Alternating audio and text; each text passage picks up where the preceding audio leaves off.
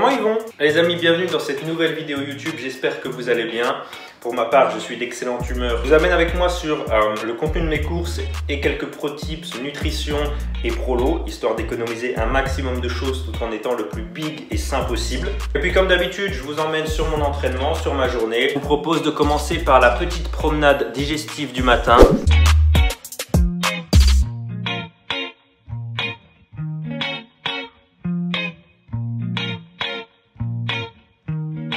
Je vous le dirai jamais assez, mais quand les gens comprendront enfin que il faut marcher pour être en bonne santé et que aller à la salle de sport 2 heures tous les jours pour faire du deadlift ne vous rend pas sain, on avancera. Il y a beaucoup de go muscu qui méprisent un petit peu trop à mon goût les gens qui ne font pas de sport, alors que eux-mêmes, la seule chose qu'ils font, c'est aller faire de la presse à cuisse et du curl biceps. Et le reste de la journée, ils sont sur leur canapé à regarder des vidéos de Ziz. C'est bien de squatter lourd, c'est bien de faire du deadlift, c'est bien de faire du bench, mais vous êtes sédentaire si vous faites que ça. Parce qu'en fait, quelqu'un qui fait pas de muscu, mais qui marche tous les jours, qui fait du vélo de temps en temps, il est en meilleure santé que vous.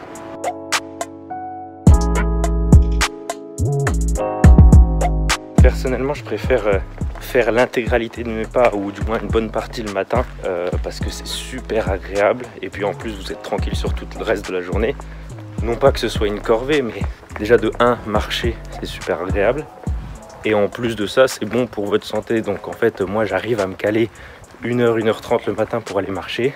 Ça me fait du bien, physiquement et mentalement. Donc c'est tout bénef. Après, c'est pas forcément adapté à tout le monde. Moi j'ai un emploi du temps assez souple. Mais pour le coup, si vous avez la possibilité, allez marcher, ne serait-ce que 30 minutes. Le matin, c'est super agréable.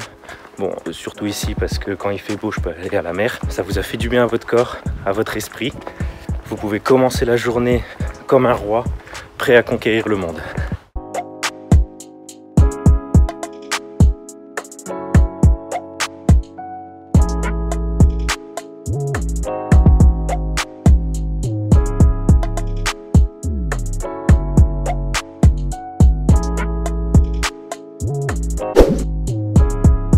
Fin de la balade, comme vous avez pu voir, 5000 pas sur cette matinée. Je vais m'entraîner, ensuite je vais faire les courses et je ferai cet après-midi ou ce soir le reste de mes pas. Allons maintenant nous entraîner.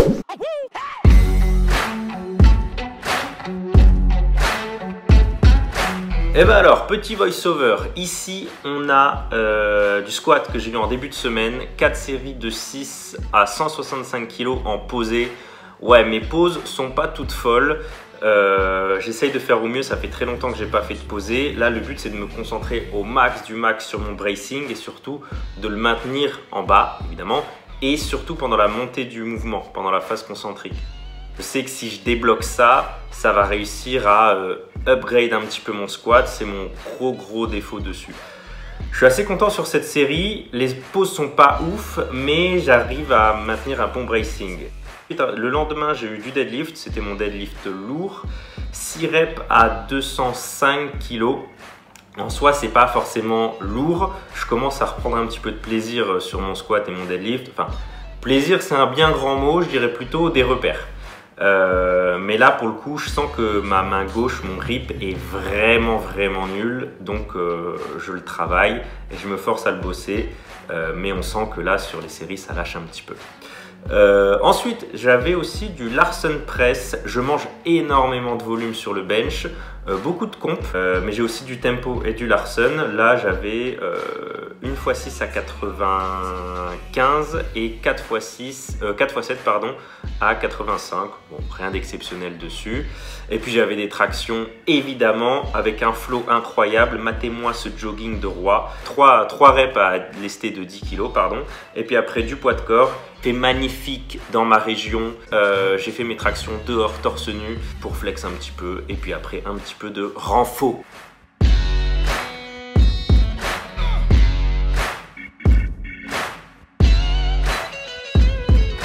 Je sors de la salle, j'ai terminé ma séance et maintenant c'est l'heure d'aller faire les courses.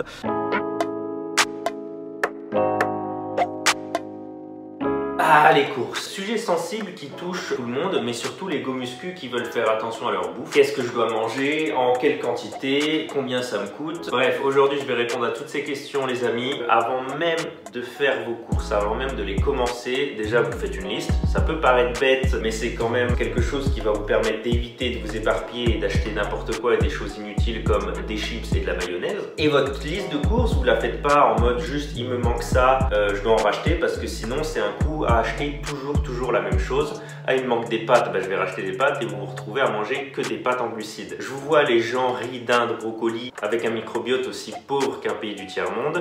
Non, nous ce qu'on veut, c'est avoir quelque chose d'efficient, de bon et qui coûte pas excessivement cher. Et pour déjà être efficient, il faut varier un petit peu vos sources de macronutriments, et c'est pour ça que votre liste, je vous recommande de la faire. En tout cas, c'est comme ça que moi je la fais. Vous la divisez en macronutriments. Qu'est-ce que j'ai besoin comme protéines, comme glucides, comme lipides, et après qu'est-ce que j'ai besoin comme micronutriments, donc les fruits, les légumes, etc. Poulet, viande hachée, poisson, ici les panés, des œufs, de la mozza, du gruyère, du parmesan et du fromage blanc. Et là, vous avez l'essentiel de mes protéines qui va me durer à peu près une semaine, plus ou moins une semaine. Ce que j'essaye de faire, c'est de varier au maximum mes sources de protéines. C'est vrai que là, j'aurais pu prendre des légumineuses. J'en ai pas pris parce qu'en ce moment, j'en ai pas envie. Alors attention, pour les légumineuses, c'est un petit peu particulier parce que pour assimiler correctement les protéines des légumineuses, il faudra les associer systématiquement avec une céréale. Donc c'est un truc à prendre en compte. Et dans les légumineuses, contrairement à du poulet, il n'y a pas que des protéines. Donc c'est un peu plus calorique. Donc c'est à ajuster aussi dans votre total et à prendre en compte. Du coup, oui, il y a plein de choses. Et en fait, les gars, vos sources de protéines ne sont pas contenues que dans la viande. Vous en avez aussi dans les œufs. Donc vous pouvez atteindre votre quota de protéines en mangeant un peu plus d'œufs. Mais surtout, ce que je veux vous dire, c'est que vous ne comptez pas ça. Quand vous en mettez sur vos pâtes en rentrant de soirée, que vous êtes tout bourré, c'est des protéines. Comptez les protéines contenues dans vos laitages, à condition de les digérer évidemment, mais vous avez des protéines dans le fromage blanc, le parmesan, le gruyère et la mozza. La mozza, c'est super, il n'y a pas besoin de cuisiner, c'est pas galère du tout. Vous coupez, vous videz l'eau dégueu et vous la mangez. Donc même si tu es un prolo d'étudiant échelon 0 bis, tu peux avoir ton quota de protéines. Je te dirais même que c'est plus simple et moins cher d'être en prise de masse qu'en sèche, parce qu'en sèche tu vas devoir avoir un petit peu plus de prod que quand tu es en prise de masse, et surtout en prise de masse tu vas pouvoir utiliser un peu plus tes laitages qui sont plus gras. Donc dans ton fromage tu vas certes avoir des protéines, mais tu vas aussi avoir des lipides. Dans ton poulet tu n'as que des protes. Tes laitages te reviennent moins cher, tu as plus de lipides, donc tu as plus de calories, et en même temps tu as des protéines. Vous avez plus aucune excuse pour ne pas devenir énorme avec 100 € par mois de bourse. Petite précision avant toute chose sur le poisson pané, choisissez un poisson pané avec une bonne teneur en protéines pour les 100 grammes, sinon vous achetez que de la chapelure. Ici, il est à 12 grammes de protéines au 100 grammes. Évitez d'acheter du poisson pané qui en contient moins. Les protes, vous essayez d'en avoir tout au long de la journée. Évitez d'en prendre trop avant votre entraînement, puisque 1, c'est hypoglycémiant, et 2, c'est de la digestion en plus et ça vous apporte pas d'énergie à court terme. Donc on oublie le shaker de whey en pré-workout. Et maintenant passons aux glucides.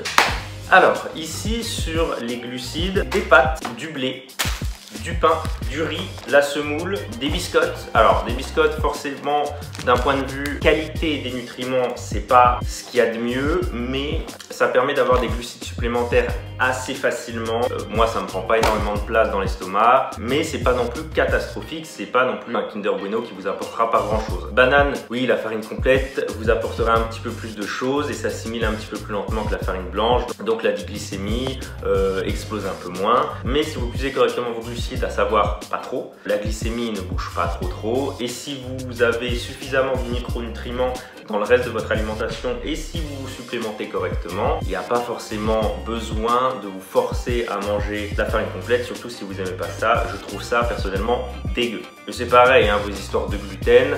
Le gluten, si vous le digérez correctement, mangez-le. Ça sert à rien d'écouter les gens qui vous disent que le gluten est forcément inflammatoire. Donc moi j'ai choisi tous ces types de glucides et j'essaye de varier le matin, le midi, le soir, une semaine, etc. Pro tips, personnellement, moi les pâtes, j'ai énormément de mal à en manger en grande quantité. Je vais préférer plutôt du riz et de la semoule. Si vous êtes comme moi et que vous pouvez en manger des tonnes et des tonnes, c'est super si vous avez besoin de prendre du poids. Pour le coup, vos glucides, c'est de l'énergie, donc essayez de les avoir autour de votre entraînement, avant, après, pour les glucides en assimilation rapide, notamment les bananes ou encore des pommes, et des glucides à assimilation un peu plus lente, un peu plus loin de votre entraînement, parce que si vous arrivez à la salle en pleine digestion, vous n'allez pas être performant. Passons aux lipides. Les lipides, c'est ce qui va donner du goût à votre bouffe, et en plus de ça, c'est plus calorique que le reste. Donc si vous avez du mal à atteindre votre total calorique et que vous n'aimez pas vous gaver de glucides comme moi, je vous recommande de tabler plutôt sur les lipides. À tenir compte que ça ralentit un petit peu votre digestion, évitez d'en avoir trop avant l'entraînement. De l'huile d'olive, de l'huile de coco, du beurre, le beurre doux pour la cuisson sucrée, le beurre salé pour la cuisson salée, de la poudre d'amande pour faire des délicieuseries, pâtisseries, et surtout le fameux beurre de cacahuète MyProtein. J'ai fait une commande, je commande environ tous les mois chez MyProtein. Il y a des promos de toute façon tous les mois sur MyProtein de 50% sur l'intégralité du site. Profitez-en. Et l'avantage, c'est qu'il y a aussi des protéines dedans, donc on s'y retrouve assez, notamment en prise de masse. Il ne coûte pas cher et il y a beaucoup de calories et il y a beaucoup de protéines. C'est parfait. Les fruits, les légumes. Je vous ai pas tout sorti, je vous ai mis un échantillon de l'essentiel de ce que je prends. Des tomates, des poireaux, de la soupe, des légumes en conserve, de la ratatouille. Des légumes surgelés. Je ne suis pas un grand fan et un grand consommateur de légumes. J'ai un palais d'enfant de 8 ans. Donc j'ai dû mettre au point une petite stratégie pour réussir à en manger. Ratatouille et soupe. Alors c'est cuisiné, c'est un peu transformé. Vous ne les assimilez pas de la même manière que si c'était le légume cru. Mais en tout cas c'est mieux que rien. Et puis enfin les poireaux. Alors oui, le poireau comme ça je trouve ça dégueu.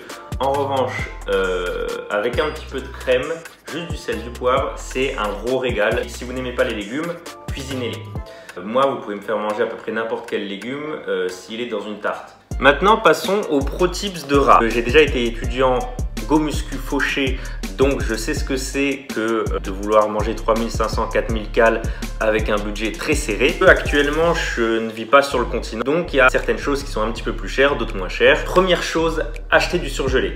Vos légumes, vos fruits, votre poisson, votre viande, c'est moins cher et du coup vous pouvez les conserver. Ensuite, au niveau de la viande, c'est généralement là que vous allez vous ruiner parce que la viande ça coûte cher. Dans le choix de vos protéines, essayez de les varier. Comme je vous ai dit, les légumineuses associées avec des céréales, les œufs ça coûte pas excessivement cher. Je vous dis que ça coûte pas excessivement cher. Ouais, il y a des œufs de merde qui coûtent rien et n'achetez pas ces œufs de poule élevés en batterie parce que déjà de 1, moralement c'est pas foufou et surtout les poules elles sont stressées et elles vous donnent des protéines de merde et vous les assimilez pas correctement, donc choisissez quand même des poules élevées en plein air.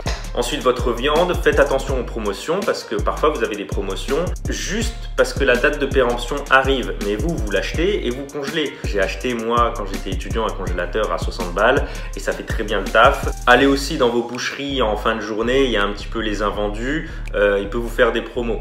Et puis vous aurez remarqué que dans mes courses, j'ai pas de merde, j'ai pas de pépito, j'ai pas de granola, il n'y a pas de Kinder Bueno, il n'y a pas de Nutella, tout simplement déjà premièrement parce que ça va pas faire long feu et deuxièmement ça coûte cher. Vous avez déjà regardé le prix au kilo des Kinder Bueno? Ça coûte aussi cher que du saumon. Donc en fait le choix est vite fait, soit vous achetez des Kinder Bueno qui ne vous apportent rien ou vous achetez un pavé de saumon et qui vous servira vraiment à quelque chose. Avec tout ce que je vous ai montré, je tiens à peu près une semaine et demie. Il y a des trucs qui tiennent un peu moins qu'une semaine, notamment les légumes, et des trucs qui tiennent un peu plus qu'une semaine, les glucides et les protéines. Et j'en ai pour une quarantaine d'euros. 40 euros, c'est 4 paquets de clopes ou c'est des restos par-ci, par-là. Vous arrêtez de sortir tous les jours, tous les soirs et de fumer et de boire comme des débiles et vous achetez de la bonne nourriture et je vous garantis que vous pouvez bien manger avec un petit budget. Les amis, cette vidéo touche maintenant à sa fin. J'espère qu'elle vous aura aidé d'une quelconque manière.